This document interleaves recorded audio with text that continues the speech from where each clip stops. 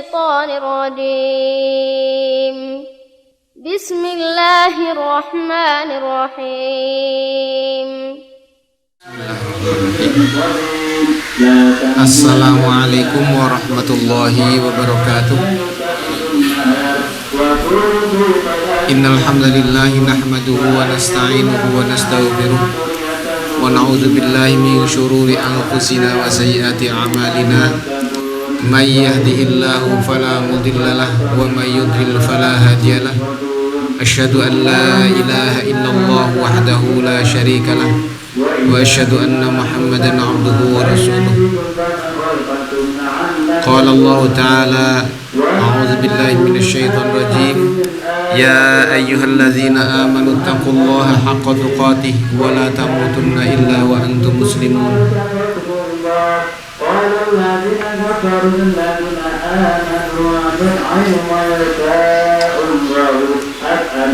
Wa sallallahu ala Muhammad wa ala alihi wa sahbihi wa sallam. Amma ba'd. Ikhwati fil aqidah, alhamdulillah setelah sekian lama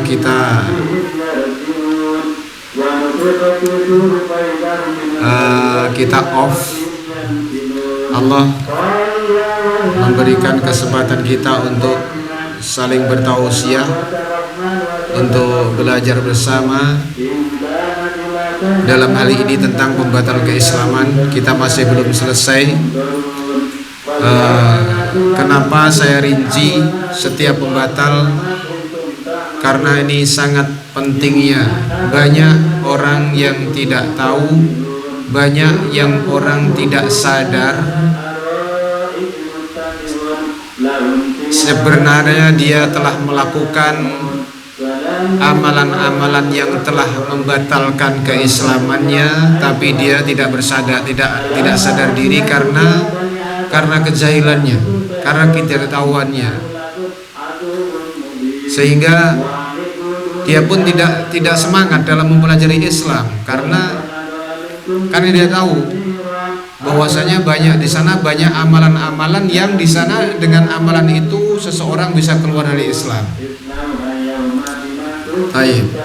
Semoga Allah memberikan kemudahan kita untuk thalabul ilmi ini. Allahumma la sahla illa ma ja'altahu sahla wa anta taj'alul hazna idza syi'ta sahla. Yang pertama, kita telah mempelajari asyirku fillah fi ibadatillah, melakukan kesyirikan dalam beribadah kepada Allah, mengeluarkan kita dari Islam. Yang kedua, man ja'ala bainahu wa bainallahi wasa'id yad'uhum wa yas'aluhum syafa'ah wa yatawakkalu 'alaihim faqad kafara ijma'an. Menjadikan perantara antara dia dengan Allah Subhanahu wa taala, berdoa kepada mereka, kepada perantara itu, meminta syafaat kepada mereka, bertawakal kepada mereka, secara ijma', kesepakatan juga dinyatakan itu telah mengeluarkan seseorang dari Islam. Yang ketiga, siapapun man lam yukaffiril musyrikin aw syakka fi kufrihim aw sahaha madzhabahum kafar. Tidak mengkafirkan orang musyrik atau bahkan meragukannya kekafiran mereka, atau bisa jadi lebih dari itu, justru membenarkan mazhab cara beragama orang-orang musyrik itu, maka dia telah menjadi kafir. Yang keempat, man ya'taqada ghairu hadin nabi akmal min hadihi. Siapa yang meyakini bahwasanya ada petunjuk selain petunjuk Nabi yang lebih sempurna daripada petunjuk Nabi, atau dia berkeyakinan ada hukum lebih baik daripada hukum Rasulullah SAW, maka dia telah kafir. Seperti mereka yang lebih mengutamakan hukum-hukum tauhid dibandingkan hukum Rasulullah SAW. Sekarang kita masuk pembatal keislaman yang kelima, yaitu man abghadha syai'an, orang yang membenci sesuatu, nggak usah menunggu keseluruhan ajaran, sesuatu satu saja maksudnya. Syai'an mimma ja'a bihi rasul, dari apa-apa yang dibawa oleh Rasulullah sallallahu alaihi wasallam. Walau amila bihi, walaupun dia mengamalkan ajaran itu, kafar, maka dia telah kafir. Membenci apapun yang datang dari Rasulullah sallallahu alaihi wasallam, walaupun dia mengamalkannya, dia kafir. Nah, di sini juga banyak orang terpeleset karena kejahilannya, karena kebodohannya, sehingga dia pun untuk belajar Islam malas-malas, tidak sungguh-sungguh, karena sudah merasa cukup dengan apa yang ada pada dirinya. Maka orang semacam ini secara ijma adalah kafir, karena hakikatnya orang seperti ini adalah munafik, mengamalkan tapi membenci. Lihat orang-orang munafik, mereka sholat, mereka zakat, mereka berpuasa, akan tetapi dalam hatinya dia mengkufuri, dia mengingkari, dia membenci ajaran ini, maka dia hakikatnya kafir, karena dia adalah munafik i'tiqadi. Secara i'tiqad, secara keyakinan dia telah menjadi orang munafik. Dalil yang menunjukkan itu, kenapa kita selalu menunjukkan dalil? Karena agama ini agama dalil, dan akal kita harus selalu tunduk kepada dalil. Jangan seperti iblis, dalil harus tunduk kepada akal. Sekarang banyak berkeliaran cara beragama iblis yang masyhur, sering kita dengar. Pada saat Allah Subhanahu wa ta'ala mempertanyakan keengganan iblis untuk sujud kepada Adam, ma mana'aka an tasjuda li Adam, kenapa yang menyebabkan kamu enggan tidak mau sujud kepada Adam, id amartuk, saat aku menyuruh kamu tersujud. Padahal semua malaikat sujud kepada Adam, tunduk kepada wahyu Allah. Iblis pun berkilah, iblis berfilsafat. Nah, ini kalau filsafat di agama, dibawa dalam agama untuk menfilsafati agama, untuk melogika-logikakan agama. Kalau nggak masuk logika ditolak, untuk mengakal-akali agama. Iblis berfilsafat, ya Allah, ana khairum minhu, saya itu lebih baik daripada Adam. Kenapa? Karena khalaqtani min nar, engkau telah menciptakan aku dari api. Menurut otaknya iblis, logika iblis, filsafatnya iblis, unsur api lebih baik daripada unsur tanah. Wa khalaqtahu min nar, sementara engkau ciptakan Adam dari mintin, dari tanah. Tanah lebih hina daripada api. Itu menurut logikanya iblis. Maka secara logika, filosofinya ini kalau memahami beragama dengan filsafat, ya, maka agama jangan difilsafatkan.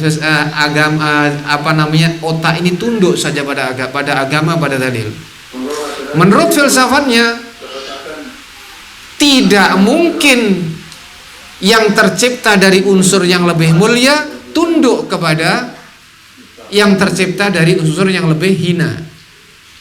Dengan itulah maka logika iblis, filsafat iblis menolak wahyu untuk sujud kepada Adam. Kalau ini dibawa kepada semua ajaran agama, maka semua banyak ajaran agama banyak yang tertolak, banyak yang syariat yang tertolak. Kenapa? Karena banyak yang menurut akal manusia tidak masuk akal. Seperti pembagian waris, gak masuk akal. Kenapa? Gak sama antara laki-laki dan perempuan. Sekarang juga banyak yang perempuan penghasilannya lebih besar daripada laki-laki, dan seterusnya dan seterusnya. Nah, banyak hal. Maka kita selalu akal kita tunduk kepada dalil, kita selalu bawakan dalil-dalil dari Allah dan Rasulnya. Dalilnya bahwasanya orang yang membenci satu ajaran saja dari Islam, gak usah banyak-banyak, satu saja, apalagi banyak, apa yang datang dari Rasulullah, maka dia telah kafir secara kesepakatan, walau amila bihi, walaupun dia mengamalkannya. A'udzubillahi minasyaitonir rajim. Dzalika bi annahum karihu ma anzalallah. Kenapa orang-orang munafik kafir itu mereka keluar dari Islam, mereka dikatakan kafir, tidak berada dalam Islam, padahal mereka melakukan amalan-amalan itu? Dzalika bi annahum karihu. Yang demikian itu dikarenakan mereka benci. Karihu, benci, membenci, mengamalkan Islam tapi hatinya membenci ajaran itu. Fa ahbatu a'malahum, maka Allah Subhanahu wa taala menghapus, menghancurkan semua amalan-amalannya. Sia-sia semua amalannya. Ya. Yang sia-sia semua amalannya itu hanya orang kafir. Ya. Hanya orang non-muslim yang semua amalannya itu sia-sia, maka terhapuslah amalannya. Di ayat lain Allah Subhanahu tadi ada di surat Muhammad ayat 9. Berikutnya Allah berfirman dalam surat Muhammad ayat 28, "Dzalika bi annahum ittaba'u ma ashatallah." Dikarenakan mereka menjadi kafir, kenapa? Karena mereka mengikuti apa-apa ma ashatallah, apa-apa yang membuat Allah itu benci. Mengikuti apa-apa yang buat Allah itu benci. Wa karihu ridwana, dan mereka tidak suka terhadap keridhaan Allah. Tentunya Allah membenci kalau seseorang itu meninggalkan ajaran Islam, membenci apabila syariatnya itu dibenci. Wa karihu ridwana, dan mereka tidak suka terhadap keridhaan Allah Subhanahu wa taala, bahwasanya agama ini harus diikuti. Agama ini harus diikuti dengan senang hati, kemudian pasrah. Ya, dengan senang hati dan pasrah, tidak ada kebencian.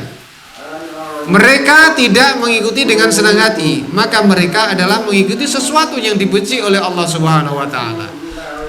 Fa ahbata a'malahu, maka Allah batalkan semua amal mereka. Ya, mereka kafir karena semua amal mereka dibatalkan oleh Allah Subhanahu wa taala. Dalam surat Al-Mu'minun 70 Allah menjelaskan sifat-sifat orang kafir. Ini sifat-sifat orang kafir. Bal ja'ahum bil haqq wa aktsaruhum lil haqqi karihun. Ini sifat orang kafir. Bahkan telah datang kepada mereka kebenaran.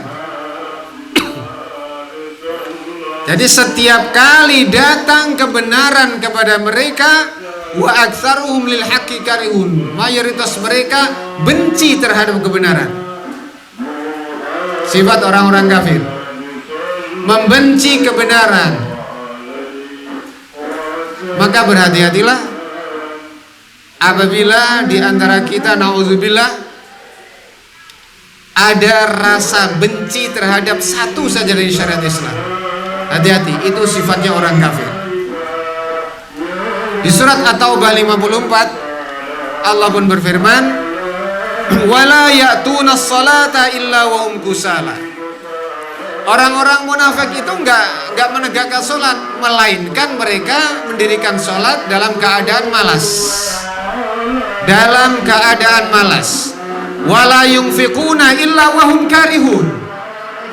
Dan mereka tidak menafkahkan hartanya melainkan dengan rasa benci.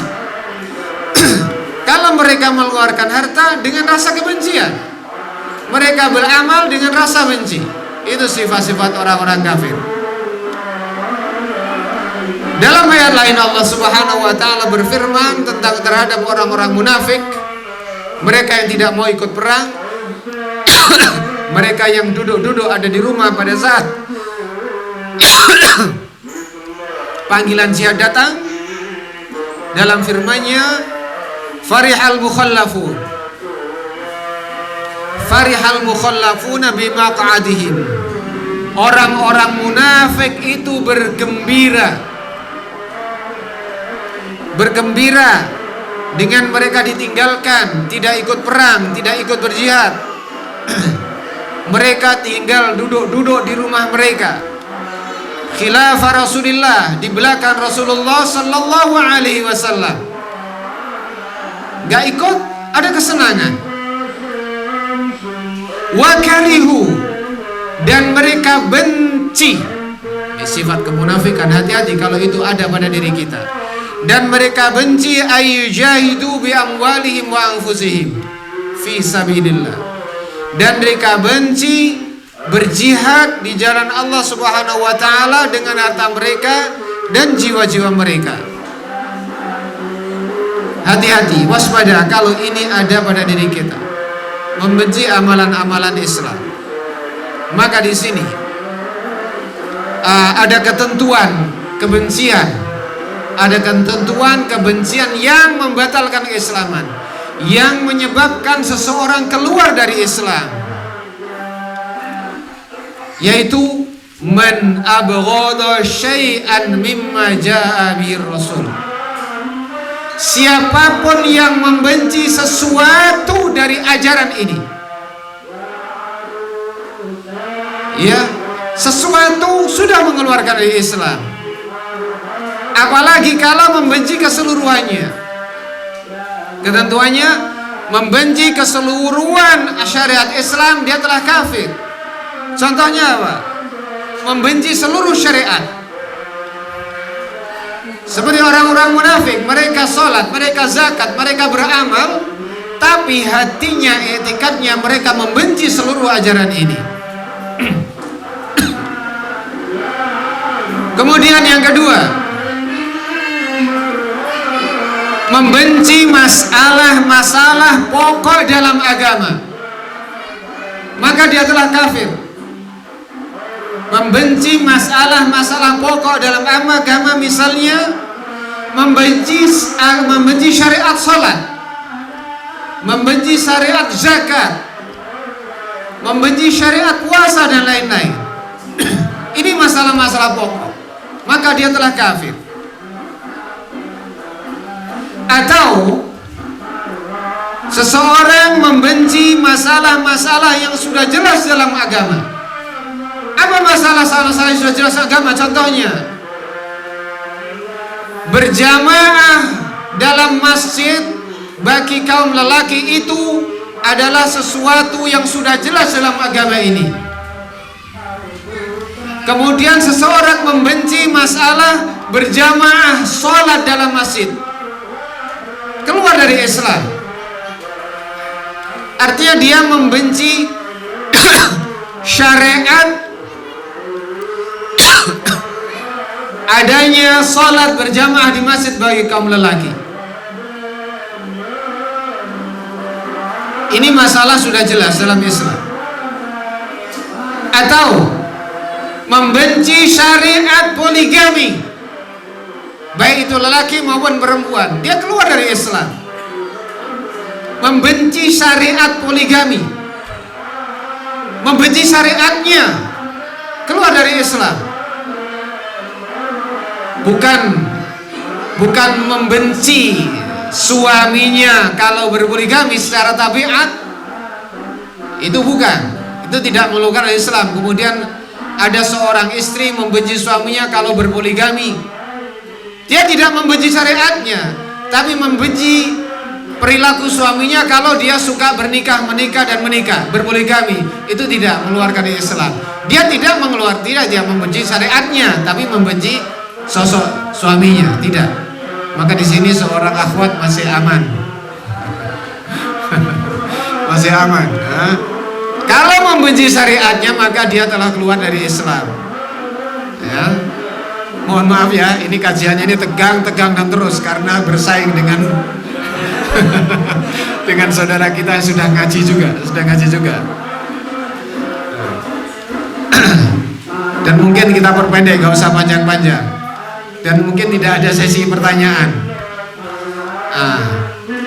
Atau mungkin membenci hukum memelihara jenggot, itu syariat.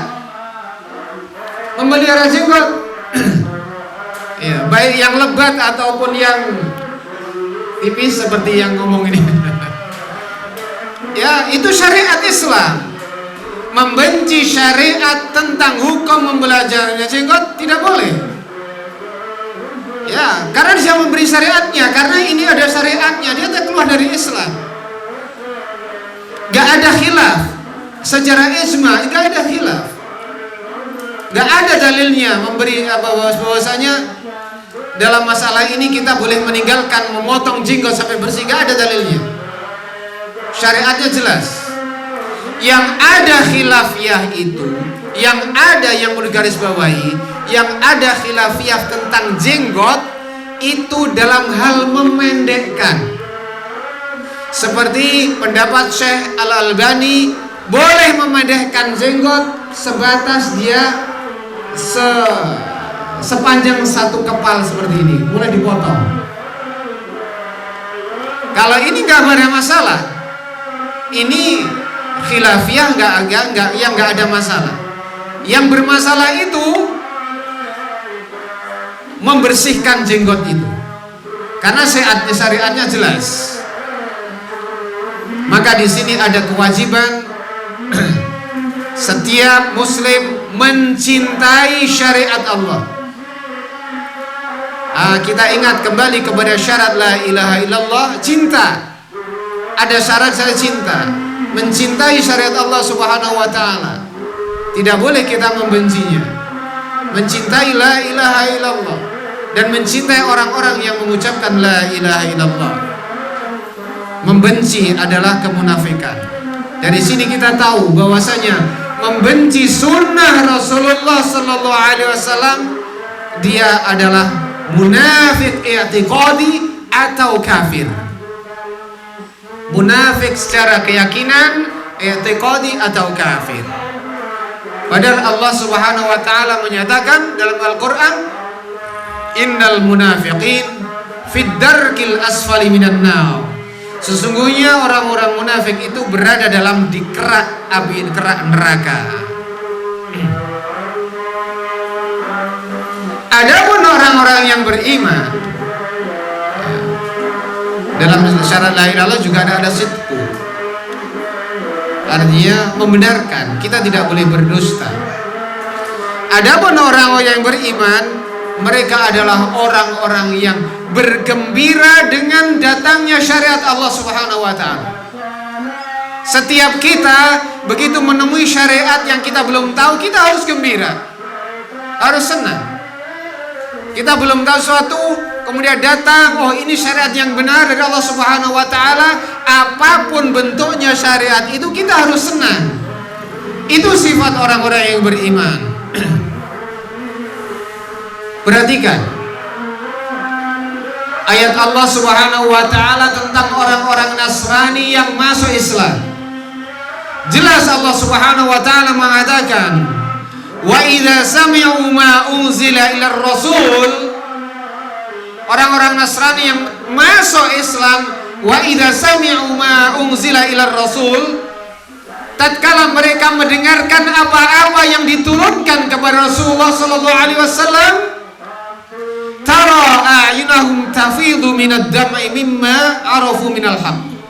Kamu lihat mata-mata mereka dipenuhi dengan air mata. Mereka menangis karena sebab apa? Karena mereka mengetahui kebenaran yang diturunkan kepada Muhammad. Ini jelas. Mereka menangis karena gembira mendapatkan kebenaran yang diturunkan kepada Rasulullah, karena mereka mengetahui syariat Islam ini. Beda orang-orang sekarang. Orang-orang yang mengaku mau ke Islam tapi pernyataan-pernyataannya penuh kebencian terhadap Islam.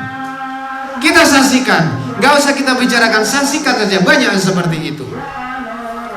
Jadi menyambut kebenaran, menyambut syariat ini dengan kegembiraan. Sekali lagi, membenci sunnah berarti keluar dari Islam. Kemudian ada orang yang membenci tidak, tapi mengamalkan juga enggak. Membenci tidak, tapi gembira juga tidak. Mengamalkannya enggak semangat. Ini apa? Ya, pemalas. Ini sosok pemalas. Padahal harus ada kecintaan terhadap Islam ini. Orang yang beriman wajib mencintainya. Wa minan nasi may yattakhidhu min dunillahi andada. Sebagian manusia, orang-orang kafir itu menjadikan tandingan-tandingan selain Allah Subhanahu wa taala dalam beribadah, dalam bersyariat tentunya. Yuhibbunahum kahubbillah. Mereka mencintai tandingan-tandingan itu sebagaimana mereka cinta kepada Allah. Kafir. Adapun orang-orang yang beriman, walladzina amanu, sifatnya beriman, walladzina amanu asyaddu hubban lillah. Sangat-sangat cinta kepada Allah Subhanahu wa taala seperti yang digambarkan oleh Allah dalam ayatnya tadi, dalam firman-Nya menggambarkan orang-orang Nasrani yang telah masuk Islam, begitu mereka mendapatkan syariat yang telah diturunkan oleh Muhammad dan kebenaran, mereka menangis karena kecintaannya kepada syariat ini. Orang yang beriman harus menerima dengan senang hati, gak boleh menolaknya, sebab yang menolaknya itu orang-orang kafir. Lihat orang-orang kafir, innahum kanu idza qila lahum la ilaha illallah yastakbirun. Kalau dikatakan kepada orang kafir, katakan la ilaha illallah, mereka yastakbirun, menolak. Orang Islam tidak, orang yang beriman tidak. Orang-orang yang beriman apa? Orang-orang itu dikatakan benar-benar beriman dengan yang benar. Mereka pertama, mereka harus kembali kepada bertahkim, berhukum kepada ketetapan Nabi Muhammad. Kemudian mereka menerima dengan hukum itu dengan senang. Syarat kedua, senang, cinta. Yang ketiga, tunduk, tidak mengfilsafati, tidak mengutak-ngatiknya. Firman Allah, a'udzubillahi minasyaitonirrajim, sebagai syarat orang dikatakan beriman, fala wa rabbika, demi Rabb, Allah bersumpah, Allah sumpah, Allah enggak main-main. Demi Rabb, fala wa rabbika la yu'minuna, mereka belum dikatakan beriman sehingga mereka memenuhi 3 syarat ini. Hatta la yu'minuna hatta yuhaqqimuka fima syajara bainahum. Jika ada perselisihan, mereka kembali kepada kamu Muhammad sebagai hakim. Mereka menjadikan kamu sebagai hakim. Mereka menjadikan ketetapan-ketetapan kamu. Mereka kembali kepada ketetapan-ketetapan kamu, kepada hukum-hukum yang Allah turunkan kepada kamu. Syarat pertama, tsumma la yajidu fi anfusihim harajan mimma qadaita. Dan mereka tidak ada rasa berat hati untuk menerima ketetapan kamu, hukum-hukum kamu. Gak ada rasa berat hati. Artinya apa? Menerima dengan senang. Syarat kedua. Syarat ketiga, wa yusallimu taslima, tunduk terhadap segala sesuatu yang Allah turunkan kepadamu wahai Muhammad. Tunduk kepada segala ketetapan-ketetapan kamu wahai Muhammad. Mereka tunduk kepada syariat-syariat yang Allah turunkan kepada kamu. Karena hakikat berislam adalah menjalankan syariat Allah Subhanahu wa taala. Mungkin ini yang dapat saya sampaikan. Kalau ada salah itu dari saya, kalau benarannya dari Allah Subhanahu wa taala, mohon maaf, kita tidak bisa berlama-lama karena sudah masuk waktu Isya, juga saudara kita ada yang mengaji, kita terganggu. Mudah-mudahan kita bisa mengamalkannya, kita bisa memahaminya, mengambil hikmahnya. Allah meringankan kita untuk mengamalkan ajaran ini, untuk memahami kesyirikan sehingga kita selalu berada dalam keislaman, tidak keluar dari keislaman. Subhanakallah bihamdika, asyhadu an la ilaha illa anta, astaghfiruka wa atubu ilaik. Wassalamualaikum warahmatullahi wabarakatuh.